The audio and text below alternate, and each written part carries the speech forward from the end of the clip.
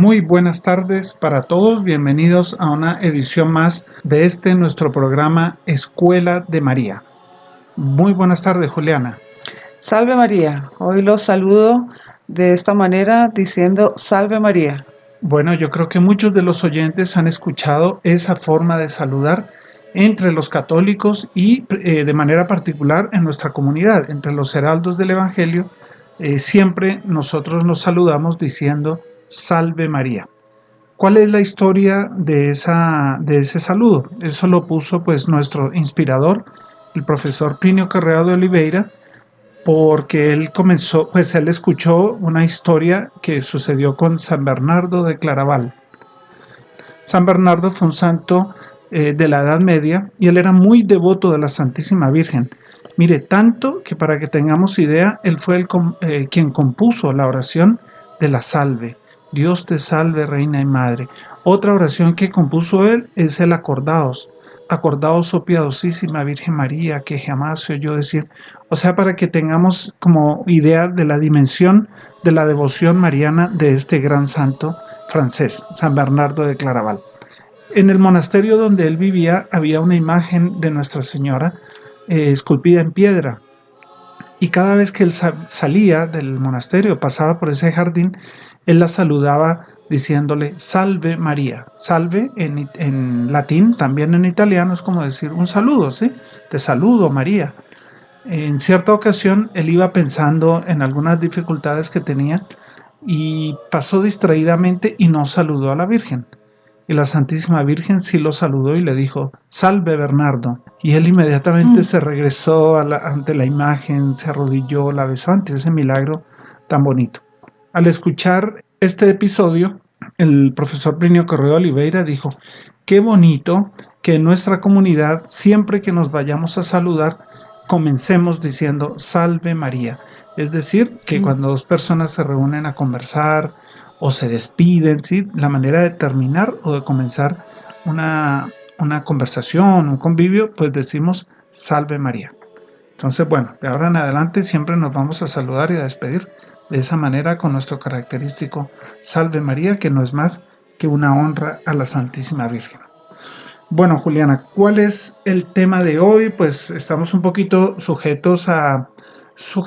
como que nos inspiramos un poco en la fecha que estamos pasando. Ahorita estamos en Cuaresma, pero ¿cuál es la fiesta que se aproxima? Bueno, la fiesta es nada más y nada menos que el 25 de marzo, donde celebramos la anunciación del Arcángel San Gabriel a Nuestra Señora. Por eso también fue escogida esta fecha por la Santa Sede para consagrar a Rusia, ¿verdad? Y a Ucrania al Inmaculado Corazón de María, atendiendo el pedido que Nuestra Señora hizo en Fátima de consagrar a Rusia. Pero bueno, entonces vamos a hablar del 25 de marzo. San Luis María Grignon de Montfort, que es un santo también muy mariano, un santo del siglo XVII, si no estoy mal, San Luis María Grignon de Montfort, él decía que el mejor día para uno hacer la consagración a la Santísima Virgen era el 25 de marzo, justamente porque esta es la fecha en que ella se hizo esclava del Señor, con esas palabras. He aquí la esclava del Señor. Y la devoción que propone San Luis María Grignon de Montfort es justamente el hacerse uno esclavo de la Santísima Virgen. No sé si recuerdas cuál era el lema del Papa San Juan Pablo II en su escudo. Totus tuos María. Totus tuos María, exactamente. ¿Qué quiere decir? Sois todo tuyo. Es que San Juan Pablo II él era muy devoto de este santo francés, San Luis María Grignon de Montfort, y él era también un predicador, un propagador de esta devoción, de la cual en otra ocasión podremos hablar con más profundidad, pero que consta básicamente en entregarse a Dios en las manos de María Santísima, ¿sí? En manos de María Santísima. Esta fiesta de la Anunciación del Ángel a Nuestra Señora también nos invita a admirar una paradoja, porque en el momento en que Nuestra Señora, la Santísima Virgen, se afirmaba ser la sierva del Señor, esclava de Dios, el propio Dios quiso hacer un supremo acto de servicio también, de dependencia y de esclavitud con relación a Nuestra Señora. Qué Entonces bonito, porque conmemoramos y recordamos eso también. claro, porque es que Él siendo Dios, Dios todopoderoso, creador del cielo y de la tierra, y Él se pone totalmente a A disposición disposición. y a la voluntad de la Santísima Virgen. Y cuando ella lo quería poner a dormir, cuando ella quería alimentarlo, Ujú.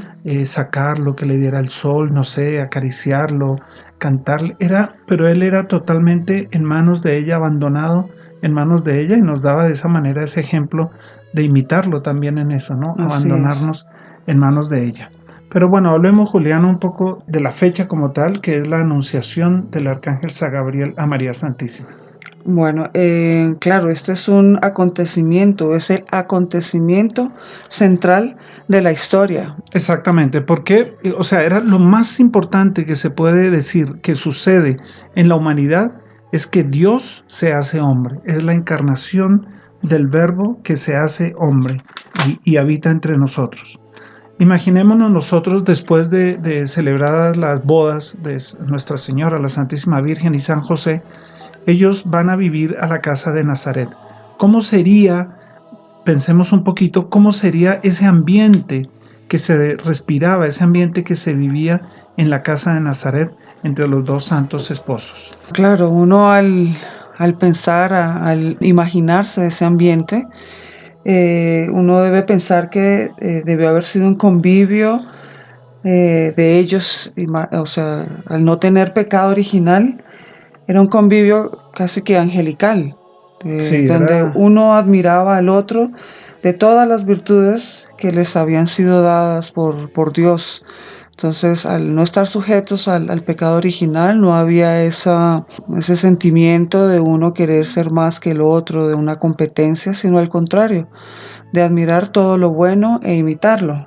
qué bonito, porque imagínate todos los dones que hablamos la semana pasada, todos los dones que Dios le dio a San José, ese varón castísimo, ese varón santísimo, unido, el hombre de confianza de la Santísima Trinidad, ¿verdad? Que comentábamos. Imaginemos la admiración que Nuestra Señora tenía por él. Nuestra Señora veía la santidad de San José y lo admiraba porque veía en él los reflejos que Dios puso en él, las virtudes que Dios puso. Y en sentido contrario Así también mismo. sucedía. Exacto, claro. San José sin duda veía en Nuestra Señora, pues que ella siendo superior a él, veía todo aquello, todas las gracias que fueron puestas en Nuestra Señora, porque iba a ser nada más y nada menos que la madre del Mesías. Entonces ellos se ayudaban mutuamente en la santidad, en hacer crecer en santidad la fe el uno al otro. Y es que esa es una de los deberes del matrimonio, ¿no? Exacto, A eso estaba veces pensando, sí. uno piensa que pues sí, está por supuesto la educación de los hijos, todo, pero también el esposo tiene el deber de ayudar a su esposa a ir al cielo. Exacto, ese es el objetivo principal, pero que hoy en día eso no se tiene en cuenta para nada. Exactamente, lamentablemente son ciertas como verdades olvidadas, pero asimismo es mutuo, ¿no? Y la esposa tiene el deber de ayudar a su esposo a ir al cielo. Exactamente. Entonces San José, viendo las virtudes de la Santísima Virgen, las virtudes, en fin, sin palabras, que no hay cómo describirlas, pero él sentía y veía que de alguna manera él tenía que completar esa santidad de la Santísima Virgen, no porque a ella le faltara, Ajá, pero porque era voluntad de Dios que él cumpliese con ese anhelo, con ese deber designio. también, Ujú. designio, de ayudarla a santificarse. Y asimismo ella veía las virtudes de San José y mutuamente se ayudaban a santificarse más, a ese deseo de ir al cielo. Tanto así que Nuestra Señora no se consideraba, o se consideraba más bien, una sierva de San José, más que señora, más que la esposa de él, pues Nuestra Señora ponderaba el recato, la sumisión, la discreción de una mujer virtuosa en relación a su cónyuge. Qué bonito. Mira, ¿quién era superior? O sea, la Santísima Virgen o San José. Pues Nuestra Señora, por supuesto, era claro, superior. en la Ujú. jerarquía ella es después de nuestro Señor Después de nuestro Jesucristo, Señor, exacto. incluso antes de los ángeles, porque Ujú. ella es reina de los ángeles Así. y ella es de una perfección superior a San José. pero en la casa San José era el cabeza de la familia. Entonces Nuestra Señora respetaba a San José como cabeza de la familia y lo amaba y lo admiraba por sus virtudes. Y San José tomaba la posición de jefe de familia y percibiendo la superioridad de la Santísima Virgen con una admiración, obedeciendo así los designios de Dios. Exacto, su día a día era de un ambiente lleno de servicio y admiración del uno por el otro. Qué lindo. Bueno, todo este ambiente que nosotros describimos es porque Dios estaba preparando y preparándolos a ellos, preparando ese ambiente de santidad para Él, el propio Dios encarnado, pasar a vivir con ellos. O sea, ellos estaban preparando ese ambiente. Exacto, ellos vivían en función de la espera del Mesías sin saber que ellos eran, o sea, de ellos iba a venir el Mesías justamente. Sí, ellos habían recibido por revelación, digamos, que tendrían que ver con la llegada del Mesías, que era el anhelo de todo judío fiel. Pero, como dice Juliana, no sabían que ellos iban a ser los padres del niño Dios. Y Dios los prepara y prepara a la Santísima Virgen y de cierta manera también a San José para que digan ese fiat, que en latín quiere decir hágase tu voluntad. O sea, lo podríamos traducir como ese sí, exactamente. Ese sí de la Santísima Virgen y ese sí que en su momento dio también San José. Pero uno se podría imaginar que para ellos todo era color de rosa, todo el camino era rodeado de flores, porque estaban tan cerca de Dios que no conocían ningún sufrimiento. Pero casualmente a las personas a quienes Dios quiere darles una misión muy alta, Dios les pone pruebas también. Exactamente, como vimos la semana pasada con San José y con todos aquellos que han sido llamados para tener una gran misión, así como Abraham, que Dios le hizo una promesa y luego le pide que sacrifique a su propio hijo. Eso nos lleva a pensar que era como ir en contra a la promesa de Dios. Igual José y sus hermanos. José había sido elegido para una gran misión, para grandes cosas, y fue vendido. Sí, exactamente. Fue hecho esclavo, ¿no? Hecho esclavo por sus propios hermanos. Entonces Dios como que da una promesa, ¿sí? La persona sabe que tiene una misión. Esto se aplica para todos nosotros también de alguna manera.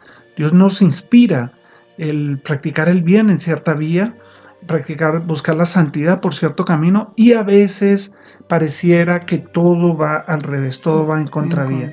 Eso es buena señal. Perplejidad, exacto. Entonces, San José, por ejemplo, él se consideraba no digno de estar al lado de Nuestra Señora, no digno de esa misión tan alta. Pero bueno, ellos quieren someterse a la voluntad de Dios y Dios de esa manera los prepara para la venida del Mesías. Muy bello. ¿Cuáles serían, Juliana, los pensamientos de la Santísima Virgen, digamos, en la soledad, ellos de qué hablaban, qué pensaban? Ellos conversaban, bueno, Nuestra Señora como que ella construía en su corazón la figura del Mesías. Ella se imaginaba cómo iba a ser el Mesías. Conversaban entre ellos y se preguntaban ¿cuándo será que vendrá? ¿Cuándo aparecerá? ¿Habrá una mujer digna para ser la madre de Dios? Esos eran como los cuestionamientos, los pensamientos que ellos tenían. Que ellos tenían como decíamos, como buenos hijos de Dios, como buenos judíos, su vida giraba en torno a la llegada del Mesías, porque ellos se asentían, el pueblo judío, los mismos fariseos, ruines, malos, sabían que había llegado la edad mesiánica, que era el momento del esperado de las naciones. Entonces la Santísima Virgen, ella iba imaginándose por inspiración del Espíritu Santo cómo sería ese niño, sin saber que ella iba a ser la Madre de Dios, pero pensaría cómo sería ese Mesías. ¿Y saben cómo se lo imaginaba? Pues como fue nuestro Señor Jesucristo. Así tal cual, exacto. Con su divinidad, con su bondad, con su firmeza ante el mal, ante los fariseos, ante los pecadores empedernidos, con esa misericordia ante el pecador arrepentido, cuando defendió a la mujer que iba a ser apedreada, cuando acarició a los niños, también cuando sacó a los mercaderes del templo con látigo en mano. Así se lo imaginaba Nuestra Señora, o sea, con una perfección algo muy bonito. Y ella, pues, seguramente, como decía Juliana, lo conversaba con San José. Y todos esos pensamientos pues que Nuestra Señora tenía con respecto al Mesías, la estaban preparando, la estaban alistando para recibir el anuncio del ángel. Bueno, entonces exactamente, ellos ya están listos en un ambiente de santidad que llega a un auge que Dios ve, que es el momento del anuncio del ángel. Es muy bonito porque Dios manda un ángel. Es un embajador de Dios que tenía una gran misión, era digno de dar ese mensaje a Nuestra Señora. Y bueno, y había algunas razones que convenía que la encarnación del Hijo de Dios fuese precedida por un anuncio que fuera hecho por un ángel. Entonces ahí vemos que era para que el orden de la reparación correspondiese con el orden de la prevaricación, así como en el paraíso el diablo tentó a Eva para llevarla a la duda, y de la duda al consentimiento, y del consentimiento a la caída. La misión del ángel era el anuncio a la Virgen para estimular la fe, llevarla de la fe al consentimiento, y del consentimiento a la concepción del Hijo de Dios. ¿Por qué Dios no le habla directamente a la Santísima Virgen? Claro, Dios no habló directo a Nuestra Señora porque para que no fuera a sentirse como obligada, que no fuera una imposición, sino que envió al Arcángel San Gabriel para que ella pudiera exponer todas sus dudas, para que pudiera hablar como con más tranquilidad, digamos. Exacto. Qué delicadeza divina de Dios, ¿no? El enviar un embajador. Bueno, ¿quién es ese embajador? Todos sabemos que es el Arcángel San Gabriel. San Gabriel. Que él era el mismo ángel de la guarda de Nuestra Señora. Virgen. Y él, ¿quién es San Gabriel? Pues se sabe que es uno de los 7 espíritus supremos que están siempre en la presencia del Altísimo, como está en el Apocalipsis. Y claro, tenía que ser uno de los ángeles más perfectos para una misión tan alta. Porque para uno medir de qué categoría es este ser, de qué categoría es este ángel, pues podemos darnos cuenta por la altura de la misión. Exacto. Es la misión, la embajada más alta que ha habido y que habrá en la historia. Es del propio Dios hacia la Santísima Virgen. Imagínense qué privilegio, qué honra, qué privilegio, exacto, qué sublimidad este encargo de Dios para darle el anuncio a la Santísima Virgen de que el Verbo de Dios se haría carne, viviría entre nosotros, y que ella era la elegida para ser pues la Madre de Dios. Exacto. Otra, por ejemplo, de las razones es porque había que reparar la caída del ángel, y no solamente reparar la caída del ángel, sino también reparar la caída del hombre y reparar esa ruina de este ángel que se rebeló. Exactamente. Mira, hay un libro que yo te estaba comentando ahorita antes del programa que se llama María Santísima, el paraíso de Dios revelado a los hombres, escrito por Monseñor João Cladías, y él, citando al profesor Plinio Correa de Oliveira, él dice, mire este trecho tan lindo. ¿Qué decir de esa misión, de la misión del Arcángel San Gabriel? Antes que todo, es elevadísima, es la misión clave de la historia de la humanidad. Ese ángel fue enviado a Nuestra Señora para revelarle la llegada de la plenitud de los tiempos, el fin del reino del demonio y el aplastamiento del dominio del mal, la remisión del género humano, o sea, para que pudiese entrar al cielo, la apertura de las puertas del cielo, el ángel encargado de pedir a Nuestra Señora su consentimiento para eso y de anunciar el misterio de la maternidad virginal. Ese ángel llevó el más elevado de los mensajes que se pueda haber transmitido en toda la historia. Un poquito lo que estábamos conversando ahora. Y bueno, lo que dice Juliana, la importancia de la relación que tiene sí de la Santísima Virgen, que repara el pecado de Lucifer y el pecado de Eva, ¿no? El pecado de exactamente. Eva, la humanidad. La Santísima Virgen se encontraba sentada rezando, totalmente absorta en sus pensamientos, cuando el ángel le apareció en una magnífica claridad de colores. Entonces la Santísima Virgen se alegra tanto de ver al ángel con quien ella estaba familiarizada, porque era su ángel de la guarda, aunque no lo había visto antes. Y el ángel le dirige estas palabras: alégrate llena de gracia, el Señor está contigo. Sí, eso lo relata San Lucas. Y dice las Sagradas Escrituras que la Santísima Virgen queda perturbada ante esas palabras. Exacto, pero Nuestra Señora no se perturbó por la presencia del ángel, sino por el elogio que le hizo, por las palabras que le fueron dichas.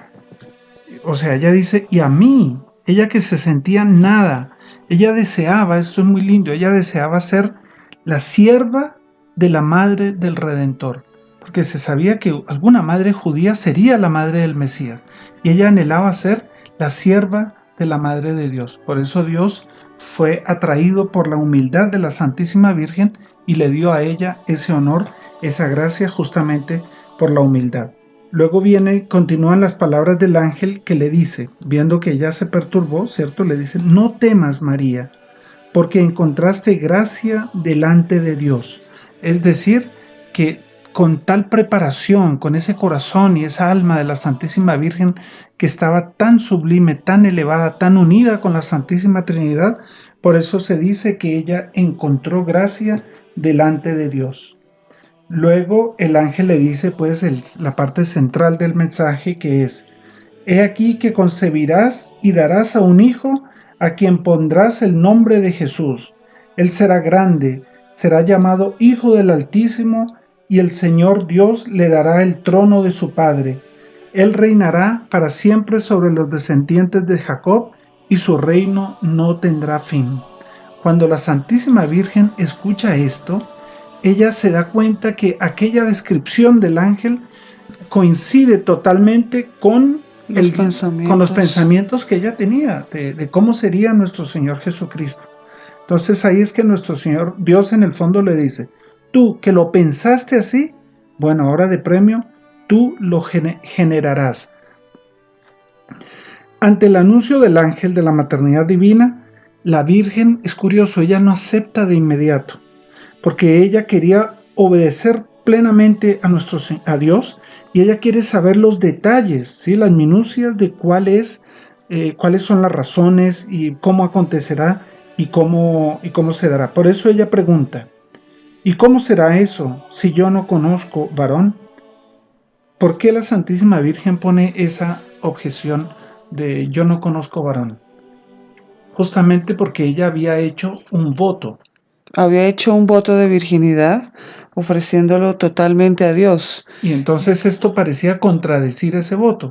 Entonces es muy bonito porque ella obedece a Dios, o sea, lo que le diga el ángel, si va a concebir un hijo, va a concebirlo, pero deja claro que ella quisiera cumplir ese voto de virginidad hasta el final. Hay quienes se preguntan, yo me acuerdo haber escuchado a Monseñor Joan Clark, quien es fundador de los Heraldos, ¿cómo sería esa conversación entre la Santísima Virgen y San Gabriel? Los teólogos, exégetas y también por revelaciones se sabe que fue una conversación larga. Exacto, no fue apenas unos minutos donde le dijo el mensaje y ya. Lo que se conoce y listo. Porque el ángel le revela a la Santísima Virgen pormenores de su misión. Por ejemplo, le revela algo terrible, y es la pasión de nuestro Señor Jesucristo. Que ese hijo que ella va a concebir, ese hijo adorado, un día será muerto en una cruz para remisión de los pecadores. Y ante eso, conociendo toda esa realidad, la Santísima Virgen da su fiat, da su sí. Y ahí termina, digamos, la misión del ángel. El ángel se retira porque el ángel le dice que el Espíritu Santo vendrá sobre ti. Y ahí imaginémonos, la Santísima Virgen queda en esa soledad, y yo creo que el cielo entero estaba atento a la bajada del Espíritu Santo sobre la Santísima Virgen, cubriéndola con su amor. Y ahí es que se da justamente la encarnación del Verbo de Dios. Qué bello. Y pasa a ser la Santísima Virgen el sagrario más augusto, el sagrario más perfecto para llevar durante 9 meses en su seno virginal al propio Dios, al Creador, ¿cierto? a quien ella llamará Dios y llamará Hijo. Bueno, vamos a invitar, como decía San Luis María Griñón de Montfort, es la mejor fecha, la mejor ocasión para hacer una consagración a la Santísima Virgen, que es entregarnos a ella. Entonces vamos a terminar haciendo esta oración de consagración a la Santísima Virgen. En el nombre del Padre, y del Hijo, y del Espíritu Santo. Amén. Oh Señora mía, oh Madre mía, yo me ofrezco enteramente a vos, y en prueba de mi filial afecto, os consagro en este día mis ojos, mis oídos, mi lengua y mi corazón, en una palabra todo mi ser, ya que soy todo vuestro, oh Madre de bondad, guardadme y protegedme como cosa y posesión vuestra. Amén. Bueno, de esta manera concluimos con esta consagración a la Santísima Virgen este programa donde hablamos sobre la anunciación del Arcángel San Gabriel a María Santísima, que lo estaremos celebrando el día 25 de marzo. Entonces, sin más, nos despedimos. Salve María.